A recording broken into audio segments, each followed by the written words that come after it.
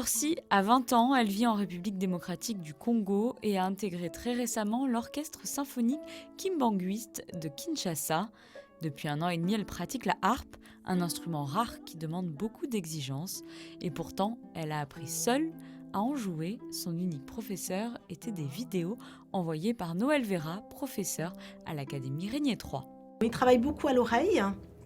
Donc on a enregistré beaucoup de choses dans ces 15 jours. C'est-à-dire dès qu'il y avait un exercice qui était nouveau, je l'enregistrais, Florcy me filmait, je lui enregistrais donc. Et en l'écoutant et en le regardant, en fait, ça lui sert de professeur. Et elle répète comme ça. C'est aussi une superbe expérience pour les élèves, pour les autres élèves de la classe.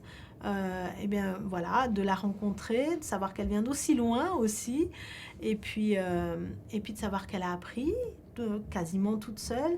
Ils sont très très impressionnés. L'orchestre symphonique de Kinshasa est une formation singulière dotée de très peu de moyens. Les musiciens apprennent sur le tas et leur motivation est leur seule clé d'entrée. En 2013, après un concert donné par l'orchestre, la princesse de Hanovre a été émue par la volonté de ses artistes. Une harpe leur a ainsi été offerte et c'est justement cette harpe qui a donné l'envie d'apprendre à Florcy. Avec les amis, Widi, Carmen, Laura, ouais. Ils m'aidaient beaucoup, elle m'aidait plutôt. Elle m'aidait beaucoup à jouer, à m'exercer avec la harpe. Je suis capable, à présent, d'apprendre à d'autres personnes à jouer à la harpe. Oui. Quelques étages plus bas, nous retrouvons Patrice. Il suit une formation de luthier.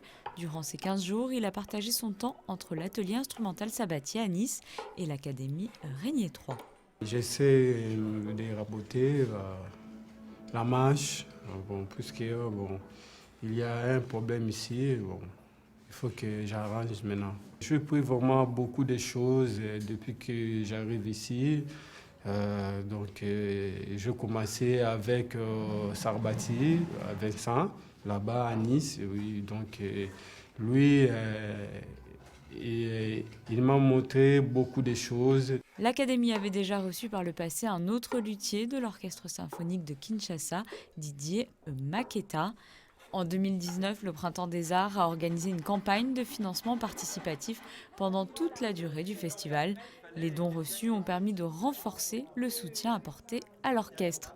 Avant leur départ, les 2 musiciens ont ainsi rencontré une partie des donateurs qui ont contribué entre autres à leur venue ici en Principauté. À la fin de cette semaine, ils retourneront à Kinshasa en emportant dans leur valise un savoir-faire qu'ils partageront par la suite chez eux, mais également des instruments et accessoires indispensables à leur bon fonctionnement grâce aux donateurs du Printemps des Arts et à la générosité des professeurs et élèves de l'Académie Régnier 3.